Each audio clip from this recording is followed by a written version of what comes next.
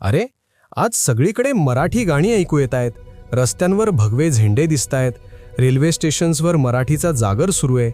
आज आहे तरी काय? आज 27 फेब्रुवारी, मराठी भाषा गौरव दिन. पण इतका उत्साह आधी कधी असं पाहिलं नव्हतं मी. कारण एक काळ असा होता की हा दिवस फक्त दिनदर्शिकेत होता. सभागृहात एखादा कार्यक्रम, एखादा भाषण आणि मग सगळं शांत. मराठीचा आवाज रस्त्यावर नव्हता, जनतेच्या घोषणांमध्ये नव्हता. आणि तेव्हाच या दिवसाला चळवळीचं रूप दिलं महाराष्ट्र नवनिर्माण सेनेने. ज्ञानपीठ पुरस्कार विजेते कवी वा शिरवाडकर म्हणजेच कुसुमाग्रज यांच्या जयंतीला केवळ औपचारिकता न ठेवता मराठी अस्मितेचा जाहीर उत्सव बनवलं गेलं. म्हणजे हे सगळं त्यांनी सुरू केलं. हो, आणि फक्त घोषणा करून नाही, तर कृतीतून.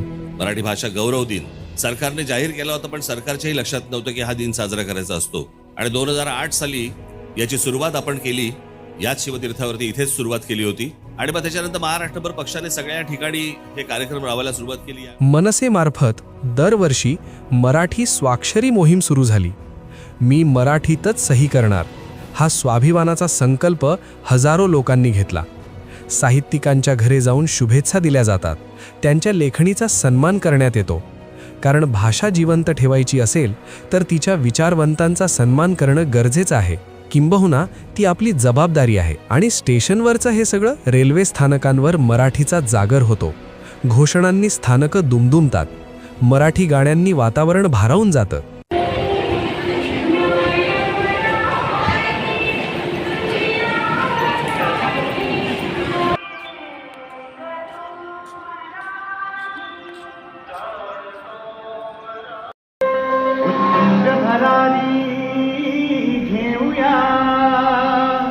यातून प्रवाशांच्या कानावर मराठी पडते आणि मनात अभिमान जागा होतो. म्हणजे भाषा लोकांपर्यंत पोहोचवली जाते. अगदी तसंच शाळांमध्ये मराठी भाषा दिन अधिकृतपणे साजरा व्हावा यासाठी शाळा आणि राज्य सरकारला निवेदनं देण्यात आली. विद्यार्थ्यांसाठी प्रश्नमंजुषा स्पर्धा, कविता वाचन, नाविन्यपूर्ण सांस्कृतिक कार्यक्रम याचं आयोजन केलं जातं. कारण पुढची पिढी जर मराठी विसरली तर हा उत्सव निरर्थक ठरेल. पण शालेय विद्यार्थ्यांसाठी हे सगळं झालं. मग आपल्यासारख्या तरुणांसाठी आहे की? आपल्यासारख्या तरुणांसाठी दरवर्षी ग्रंथालय मोहीम राबवली जाते. पुस्तक प्रदर्शने भरवली जातात, ज्यातून मराठी साहित्य घराघरात पोहोचवण्याचा प्रयत्न केला जातो.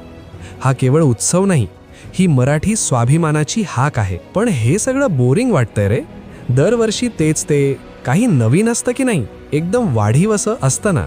दरवर्षी मोठ्या स्तरावर एक कार्यक्रम मनसेच्या वतीनं आयोजित केला जातो. आता गेल्या वर्षीचंच उदाहरण बघ की. मनसे अध्यक्ष राज ठाकरेंच्या संकल्पनेतून मराठी काव्य वाचनाचा कार्यक्रम आयोजित केला होता.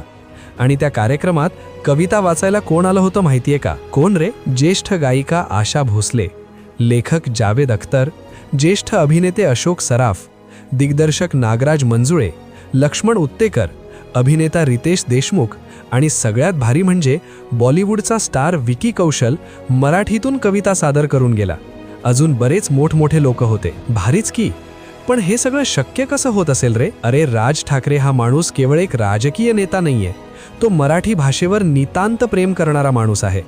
त्यांच्या नेतृत्वाखाली उभी राहिलेली ही चळवळ मनसेच्या माध्यमातून आज प्रत्येक शहरात, प्रत्येक तालुक्यात मराठीचा आवाज बुलंद करत आहे. आपण आपल्या भाषेवर ठाम राहिलो तर जग आपली दखल घेतं. हे राज ठाकरे नेहमी सांगतात. तसं काहीच आहे हे. मग आपण काय करणार? जास्त काही नाही रे.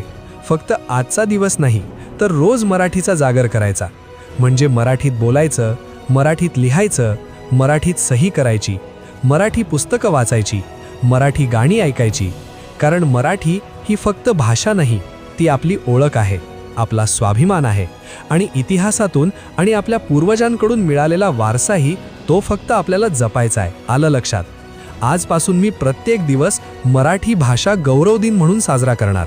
कारण अभिमान आहे मला मी मराठी असल्याचा. हा अभिमान तुझ्यात, माझ्यात आणि प्रत्येक मराठी माणसाच्या मनात भिनवण्याबद्दल धन्यवाद राजसाहेब. जय महाराष्ट्र.